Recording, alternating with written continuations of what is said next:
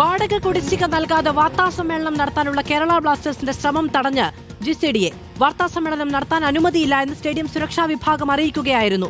കുടിശ്ശിക നൽകിയിട്ട് വാർത്താസമ്മേളനം നടത്തിയാൽ മതിയെന്ന് GCDയെ. കരാർ സംബന്ധിച്ച് അന്തിമ തീരുമാനമായിട്ടില്ല എന്നും വിശദീകരണം. വാർത്താസമ്മേളനം റിപ്പോർട്ട് ചെയ്യാനെത്തിയ മാധ്യമപ്രവർത്തകരെ ഉൾപ്പെടെ സ്റ്റേഡിയത്തിൽ നിന്ന് പുറത്താക്കുകയും ചെയ്തു.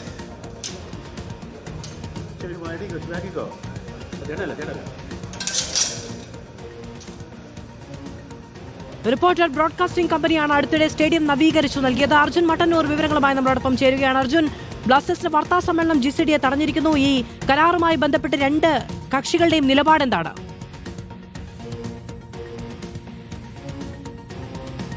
മാധവ്, ഇത്തവണ വാടക തർക്കവുമായി ബന്ധപ്പെട്ടാണ് ആദ്യഘട്ടത്തിൽ കലൂർ സ്റ്റേഡിയത്തിൽ നിന്ന് ബ്ലാസ്റ്റേഴ്സിന്റെ മത്സരങ്ങൾ ബ്ലാസ്റ്റേഴ്സിന്റെ ഹോം ഗ്രൗണ്ട് തന്നെ മാറ്റാൻ വേണ്ടി ആലോചിച്ചത്. പക്ഷേ പിന്നീട് GCD ഇക്കാര്യത്തിൽ വലിയ ഇളവാണ് ബ്ലാസ്റ്റേഴ്സിന് നൽകിയത്.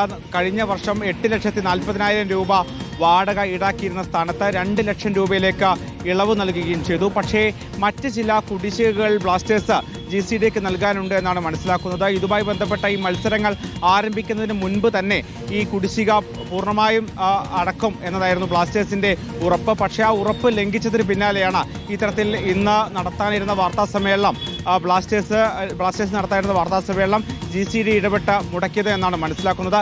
ഇപ്പോഴും ചർച്ചകൾ പുരോഗമിക്കുകയാണ്. കഴിഞ്ഞ സീസണിലെ മത്സരങ്ങൾക്കിടെ കാണികളടക്കം സ്റ്റേഡിയത്തിലുണ്ടാക്കിയ നാശനഷ്ടങ്ങളുടെ അടക്കം തുക GCDക്ക് നൽകാനുണ്ട്. 28 ലക്ഷം രൂപ ആയിരത്തിൽ മാത്രം വരും എന്നാണ് മനസ്സിലാക്കുന്നത്. പക്ഷേ ബ്ലാസ്റ്റേഴ്സ് പറയുന്നത് 1 കോടി രൂപയിലധികം ഇത്തരത്തിൽ അഡ്വാൻസായി തന്നെ GCDക്ക് നൽകിയിട്ടുണ്ട്. അത്തരത്തിൽ ഏതെങ്കിലും തരത്തിലുള്ള കുടിശ്ശികയുണ്ടെങ്കിൽ അവർക്കത് ഈടാക്കാമെന്നതാണ് ബ്ലാസ്റ്റേഴ്സിന്റെ വിശദീകരണം. പക്ഷേ ഈ തുക കൃത്യമായി നൽകാത്തത് കൊണ്ടാണ് ഇത്തരത്തിൽ അവസാന നിമിഷം ഈ മത്സരങ്ങൾ തടയേണ്ട സാഹചര്യം ഉണ്ടായത്, അല്ലെങ്കിൽ വാർത്താ സമ്മേളനം തടയേണ്ട സാഹചര്യം ഉണ്ടായത് എന്നാണ് മനസ്സിലാക്കുന്നത്. നാളെ വൈകിട്ട് കേരള ബ്ലാസ്റ്റേഴ്സ് നടത്തിയാൽ മതി എന്ന നിലപാട് GCD എടുക്കുകയായിരുന്നു.